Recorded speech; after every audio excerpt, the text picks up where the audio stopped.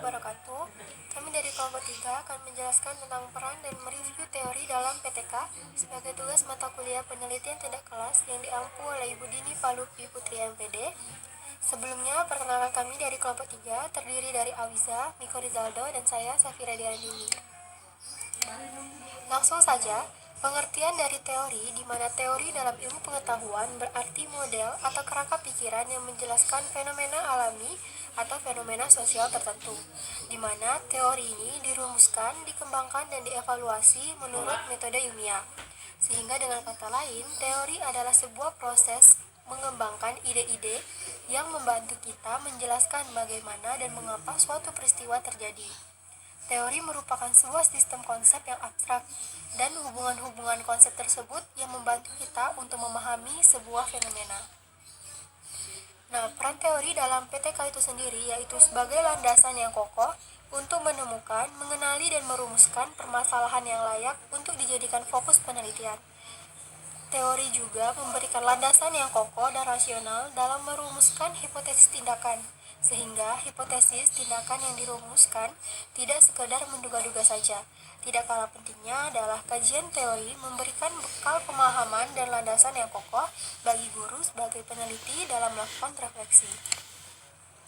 Nah, dalam tabel ini juga dijelaskan peran teori dalam PTK dalam beberapa tahapan. Misalnya dalam tahapan refleksi awal atau identifikasi tema sentral, peran teori yaitu sebagai landasan untuk menemukan, mengenali, dan memetakan permasalahan yang akan dijadikan fokus penelitian tindak kelas.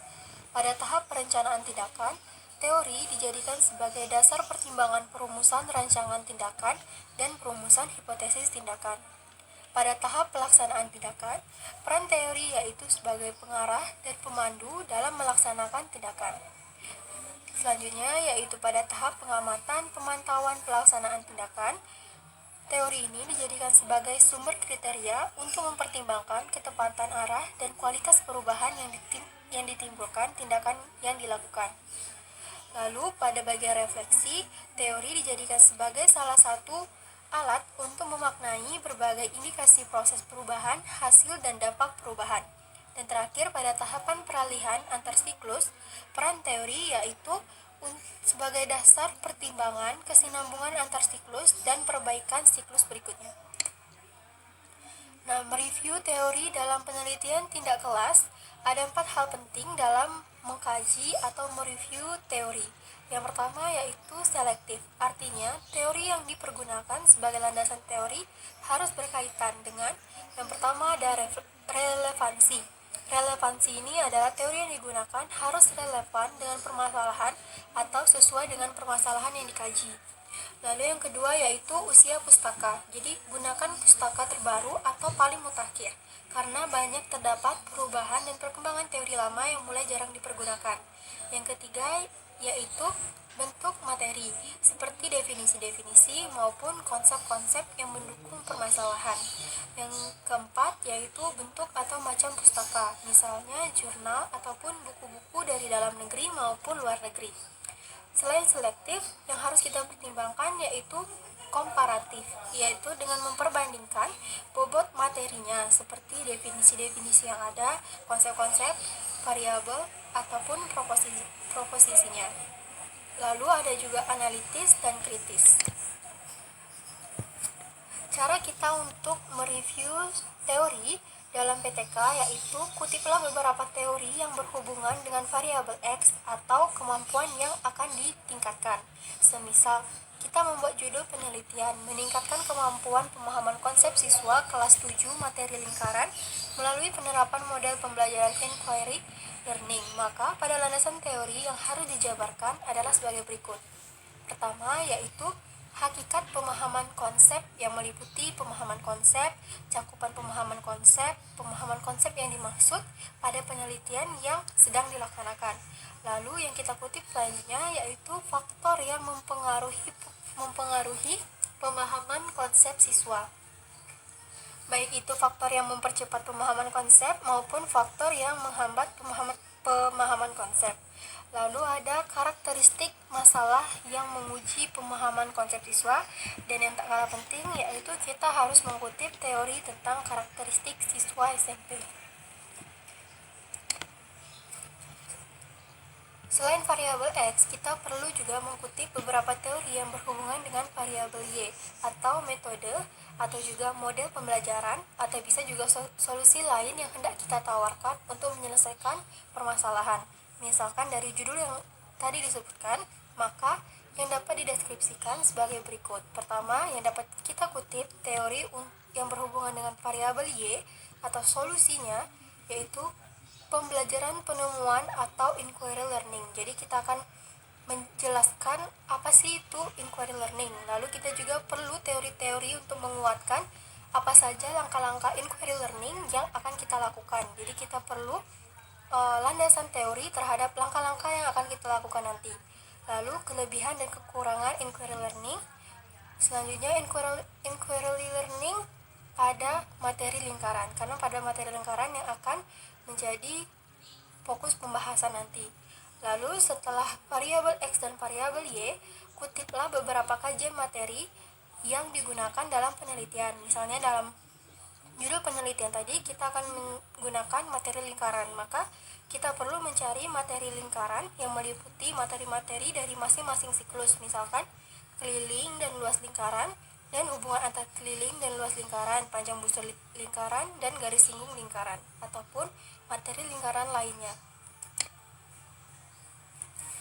Beberapa saran yang bisa diberikan untuk mereview teori yaitu pertahankan fokus perhatian pada masalah penelitian yang akan dilaksanakan agar penulisan kajian pustaka tetap relevan dengan masalah yang akan diteliti. Jadi kita tidak perlu untuk meletakkan teori-teori yang tidak berhubungan dengan masalah yang akan kita kaji. Lalu buatlah rencana struktur penulisan kajian pustaka dengan baik. Jangan menulis menurut urutan ditemukannya pustaka itu. Jadi seperti yang dijelaskan sebelumnya, dalam menyusun teori terkait inquiry learning, jadi kita memerlukan pengertiannya, lalu langkah-langkah, kekurangan, kelebihan, dan bagaimana penerapan inquiry learning pada materi lingkaran. Jadi kita perlu menstruktur teori-teori yang kita temukan tadi, bukan menyusunnya itu berdasarkan kapan kita mencari materi tersebut, tapi disesuaikan dengan struktur penulisan kajian pustaka yang baik.